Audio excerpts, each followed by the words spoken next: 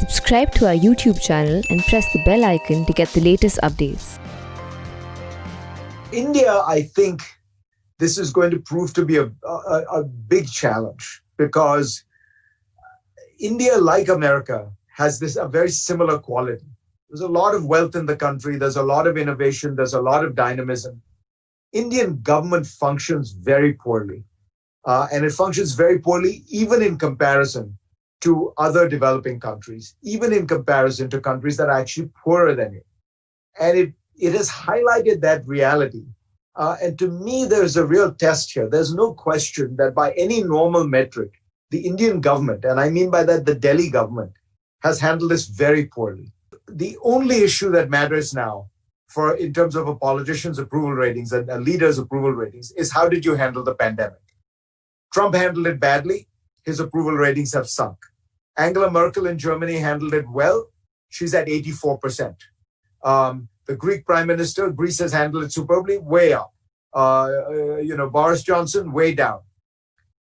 India, it is a bit of a puzzle because there's no question that the response has been poor. And yet in India, other issues still dominate. Issues are relating to religion, caste, class, the ability to drum up a certain kind of support. So the question and what I'm looking at is really something that I've been worried about for a while now, which is the state of Indian democracy. And will this pandemic be a way to strengthen Indian democracy rather than to weaken it? The US is not really declining that much. As I said, if you look at some raw numbers, it hasn't changed that much. What is happening is others are rising, most importantly, China. So if you look back 20 years ago, I said US GDP share of the world is roughly the same. But China goes from 2% to 16%.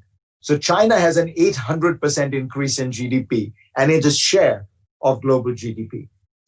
So if you're asking how do you get to 100 if US stays the same and China goes up, the answer is Europe and Japan a little. The decline has come in terms of Europe's share of GDP and in Japan's share of GDP. If you look at China's GDP, it's not just that it's the second in the world. It's 4 times more. It's larger than the next 4 countries put together. If you look at China's military, most people don't realize this now. It is larger than the next 4 militaries put together. People think of Russia, but what they forget is China is now 4 times Russia's GDP. So it's a big shift has taken place. One is India still, I find, does not have a genuinely strategic outlook to the world. There is a kind of feeling that you don't need to do that. That if you look at how large our the Indian foreign ministry is compared to the Chinese foreign ministry, I think per capita the Chinese foreign ministry is 4 times larger than the Indian foreign ministry. More than 4 times. More than 4 times. In terms of diplomat. So and that's per capita. Obviously, they're larger because they're a larger country. If you look at the training of those diplomats now, it's striking to me how much they have improved, how masterful they are, and how they handle stuff. India has not prioritized this. There's this feeling that you go and make a big speech at the UN and that's diplomacy. And that's the end of it. Whereas the Chinese are systematic about going through it. And then the second part is there is still this Nehruvian mentality. Chinese used to be disadvantaged by the fact that their English was very bad. What you find is the generation of diplomats in China that are in their 20s and 30s all speak perfect English. They speak English fluently. Because speaking English has become one of the absolute hallmarks of getting promoted and going through the system. So natural advantage for India would be that your diplomats would be more worldly. They have this natural comfort where their English is in a sense an Indian language. It is one of India's 15 languages. Even that they've lost. And a lot of it is just a sense of national purpose. I think there are elements of Narendra Modi that I appreciate and that I have praised. I did the first interview with Modi. He's a very intelligent man. He's a great politician. He has a very good feel for how to communicate to the average Indian. He has a kind of discipline and priority that he can place on in a way that is very impressive. It's something that more Indian politicians, frankly, all of us could learn from. Um, I think where I wonder about Modi is, does he really want to bring all of India along with him? Is he really about taking this diverse, complicated, messy country and unify it and push it forward on the world stage? Or, is the motive more narrow than that? Is it more parochial than that? And I would say just by one's own metrics, ask yourself, 15% of India is Muslim. How many Muslims are in Mr. Modi's coalition, right? In his forget even the party in the Lok Sabha. Yeah, take the entire BJP and its allies, Lok Sabha and Rajya Sabha. Is that a way to unify the country? Or take his appeal in the South. How many, parliamentary seats does Modi have in the South? How much appeal does he have in the South? And if you say to yourself, so it's not just any one element, right? It's you say to yourself, how are you, what is the mechanism you are using to unify the country? On that front, I think it's been very disappointing. More anti-mainland China than ever before. And Japan. Hong Kong, Japan, right? So, and then of course the Indian case. So you look at this and saying, if Xi Jinping were trying to weaken China's international position, he couldn't do a better job. He has taken all the constituencies that were favorable and turned them neutral, all the constituencies that were neutral and turned them hostile. My theory is the single best thing that could happen to China would be if Xi Jinping were to resign. I think that the Chinese have never shown much interest. Once they annexed their third of Kashmir, and people forget, Kashmir is actually divided into three, not two.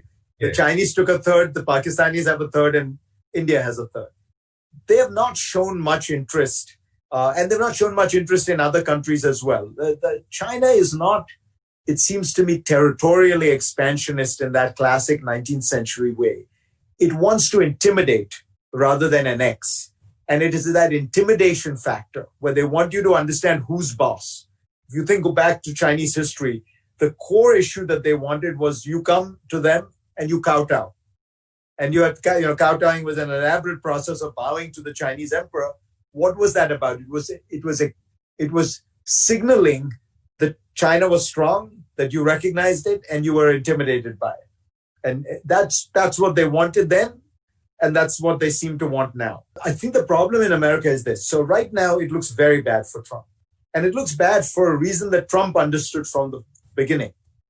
You recall, Trump always thought that Biden was his most fearsome opponent.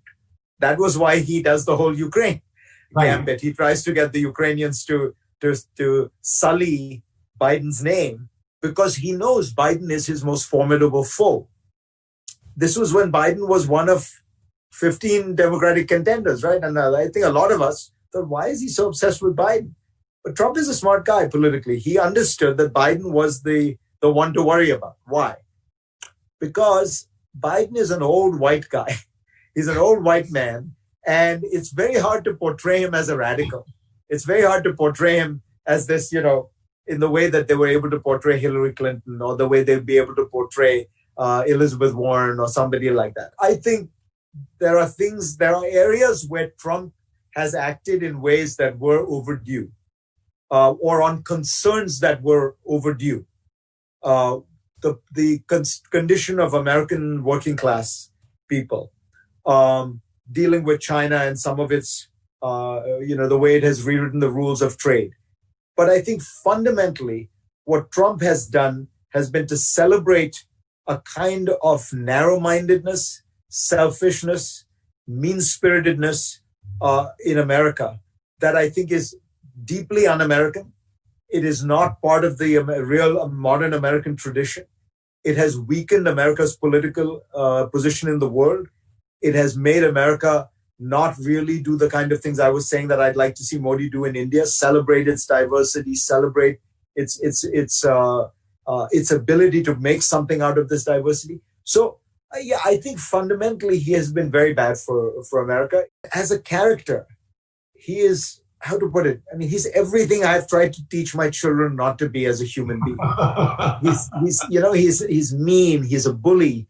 He treats people who are in less fortunate situations than him with contempt. He lies. He manipulates the process in a way that undermines fair play. all those are matters not of politics so much, but of core morality, of core character. And I think that to me is more important than policy. Policies can change, but we were talking earlier about this question of the erosion of a nation's character, of its democratic fabric, of its civil society. Those are more important, because that's what you hope to build as the enduring feature of a democratic country and a democratic society. And I think he has attacked those things, just as I say he's attacking now by encouraging these irresponsible conspiracy theories. I think Biden is an internationalist. He will be much more eager to engage. He'll be much more interested. But if you would ask Trump what America's policy toward India should be, there'll be alliance. We have to worry about China together. The Biden people would say the same. The difference is the Biden people would actively engage and would want to try to find a way to make that happen. And so the ball would once again be in India's court, where the Indians would have to decide what to do. And I think that Modi's multi-aligned idea, will fall flat. I mean, it's a meaningless idea. It's a meaningless concept. It's saying you want to have good relations with everybody in the world is the absence of a strategy. It is not a strategy, because in a sense you're saying you don't want to choose, but to have a strategy is to choose. Politics is about making choices, and India has to start making fundamental choices. Trump's boredom with foreign policy, doesn't it remind you of that line from Magnificent Men in their flying machines, Lord Runslaw, saying the problem with international affairs is it attracts foreigners? No, exactly. And Trump has the classic, kind of old American isolation attitude towards foreigners, which is he's most angry with America's allies. If you notice, the people he gets most cheesed off with, it's Merkel, it's Macron, it's the Europeans. It's he's more upset with the leader of South Korea than he is with the leader of North Korea, because those are the constraints. Those are the in order to go along in an alliance, those are the people you have to make concessions with. Do you really see a possibility of Trump? I heard your comments and I read what you wrote. I read everything you write. That Trump can he actually refuse to accept the result? Because America has institutions. So I think here's the answer is, I think this. He's a very smart guy. Of course, if the ballots came in and there were 350 electoral votes against him, and for Biden, he would leave. I don't think he's going to say, no, I'm sitting in the car, I let the federal marshals try and take me out or something like that. It's cleverer than that.